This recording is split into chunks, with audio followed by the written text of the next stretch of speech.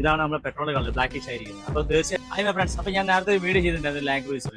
അതിൽ പറഞ്ഞിരിക്കുന്നത് ഞാൻ പറഞ്ഞിട്ടുണ്ട് സർവീസ് വന്ന സമയത്ത് ഫ്യൂൽ ഫിൽറ്റർ ബ്ലോക്ക് ആണെന്നുള്ളത്. അപ്പം ഇതാണ് ആ കാണുന്ന ഫ്യൂൽ ഫിൽറ്റർ. ഓക്കെ, ഇത് നിങ്ങളെ വണ്ടിക്ക് ഉണ്ടോന്ന് വെച്ചിട്ടുണ്ടെങ്കിൽ നമ്മളത് ചേസസ് നമ്പർ പ്രകാരം പല വണ്ടികൾക്കും ഫിൽറ്ററിന്റെ കൂടിയും സെപ്പറേറ്റ് ആയി വരും. അപ്പോൾ ഇത് ലാൻഡ് ക്രൂസർ ആണ്. ലാൻഡ് ക്രൂസർ ഏകദേശം ഈ താഴെ ഭാഗത്താണ് വരുന്നത്.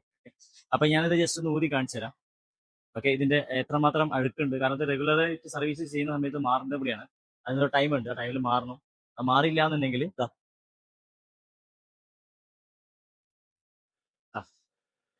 ഇതാണ് നമ്മുടെ പെട്രോൾ കളർ ബ്ലാക്കിഷ് ആയിരിക്കുന്നത്. അപ്പോൾ തീർച്ചയായിട്ടും ഇങ്ങനത്തെ കാര്യങ്ങൾ നോക്കുക. സർവീസ് എന്ന് പറഞ്ഞാൽ ഓയിൽ ഫിൽറ്റർ മാത്രം നടത്തല്ല.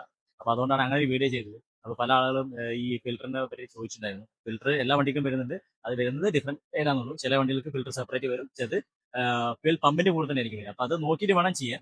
ചില പമ്പൊക്കെ മാറാൻ എക്സ്പെൻസീവ് ആണ്. ഇതൊക്കെ ആണെങ്കിൽ നമുക്ക് സെപ്പറേറ്റ് ആയിട്ട് മാറാൻ പറ്റും. അപ്പോൾ ഇങ്ങനത്തെ കാര്യങ്ങളൊക്കെ ശ്രദ്ധിക്കുക.